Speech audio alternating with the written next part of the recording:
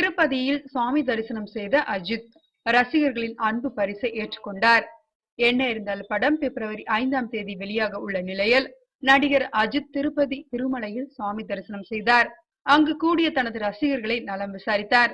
அவர்கள் தந்த அன்பு பரிசை ஏற்றுக்கொண்டதோடு உடன் நின்று படமும் எடுத்துக்கொண்டார். வெள்ளை வேட்டி சட்டை தனது பிராண்டட் நரைத்த தாடியுடன் திருமலைக்கு வந்த அஜித்தை கோவில் நிர்வாகிகள் வரவேற்று சுவாமி தரிசனத்திற்கு ஏற்பாடு செய்தனர். சுவாமி தரிசனம் முடிந்து வெளியே வந்த அஜித்தை ரசிகர்கள் சூழ்ந்து கொண்டனர். அவர்களுடன் நின்று படங்கள் எடுத்துக்கொண்டார் அஜித். சிலர் அவருக்கு பரிசாக திருப்பதி ஏழுமலையான் படத்தை அளித்தனர். அதை பெற்றுக்கொண்டு ரசிகர்களை நலம் விசாரித்தார் அஜித். பின்னர் அங்கிருந்து சென்னைக்கு கிளம்பினார். திருப்பதிக்கு அஜித் செல்வது இது முதல் முறையல்ல.